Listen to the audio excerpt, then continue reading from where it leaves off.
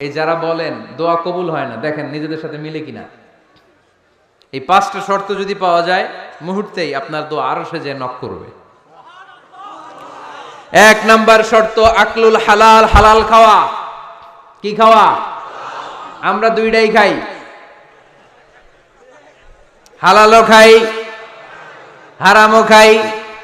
বেশি খাই কোনটা? হ্যাঁ, কি খান? আমি কই নাই কিছু, আপনারাই কইছেন। নিজের উত্তরে নিজে ধরা না। হারাম খেলে তো দোয়া কবুল হয় না। লা ইয়াদখুলুল জান্নাতা জাসাদুন গুযিয়া বিল হারাম। ওই দেহ কখনো জান্নাতে যায় না যে দেহ হারাম খেয়ে বর্ধিত হয়েছে। কেন দোয়া কবুল হয় না? মিলিয়ে নেন নিজের জীবনের সাথে, জাস্ট একটু মিলিয়ে নেন, খেয়াল করেন। আকলুল হালাল এক নম্বর শর্ত। ইউর ইনকাম শুড বি হালাল, ইউর ফুড শুড বি হালাল, ইউর ড্রিঙ্ক শুড বি হালাল, ইউর ফ্ল্যাট শুড বি হালাল, your bank balance should be হালাল। চিল্লায় বলেন ঠিক কিনা?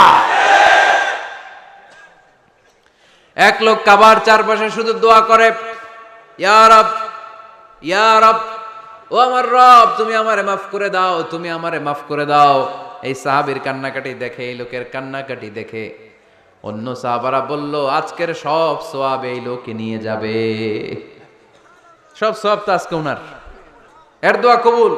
আল্লাহর হাবিব বললেন, ওয়া মাতআমুহু হারাম, ও যা খায় হারাম খায়। ওয়া মাশরাবুহু হারাম, যা পান করে হারাম। মালবাসুহু হারাম, তার ড্রেস আপ এটা হারাম টাকা থেকে আসে। ফা আন্না ইউস্তাজাবু লাহু, কেমন করে আল্লাহ ওর দোয়া কবুল করবে? আল্লাহ ঠেকা পড়ছে নাকি? ইন্নাল্লাহা তাইয়্যিব লা ইয়াকবালু ইল্লা তাইয়্যিবা। আল্লাহ নিজে পবিত্র, আল্লাহ পবিত্র ছাড়া কোনো অপবিত্র জিনিস গ্রহণ করেন না।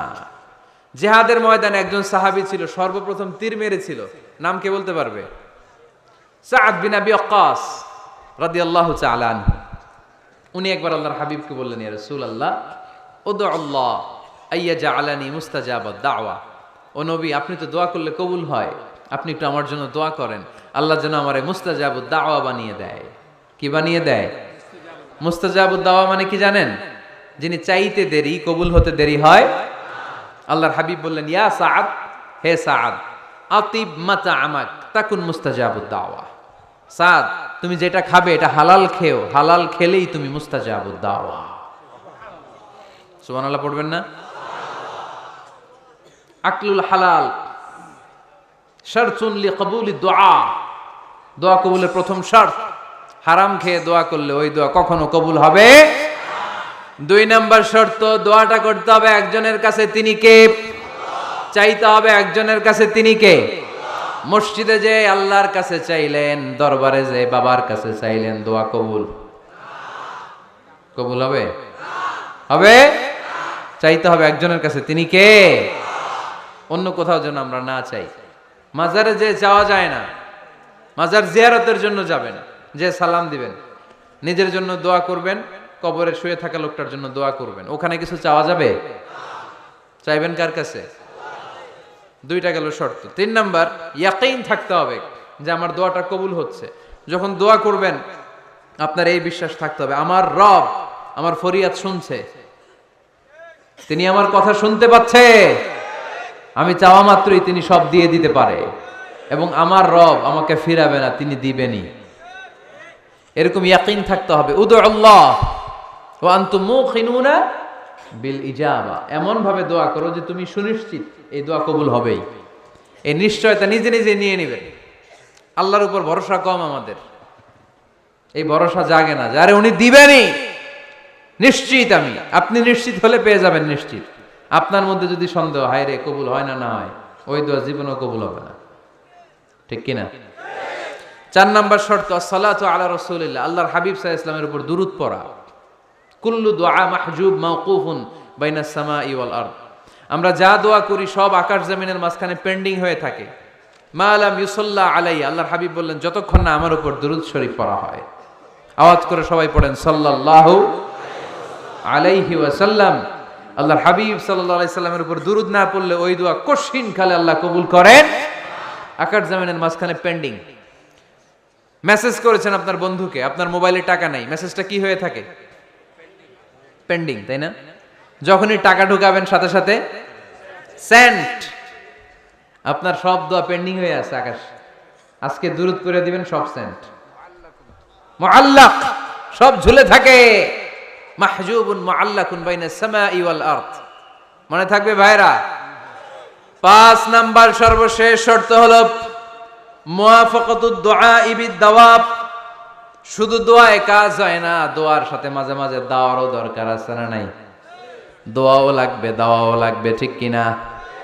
আপনার ছেলের জন্য আপনি দোয়া চাইতে আসলেন, হুজুর দোয়া করেন। অনেকে কলম নিয়ে আসে আমাদের কাছে, কলম। আমি ভাবছি আমারে গিফট করবে, পরে কয় না গিফট না, ফু দিয়া দেন।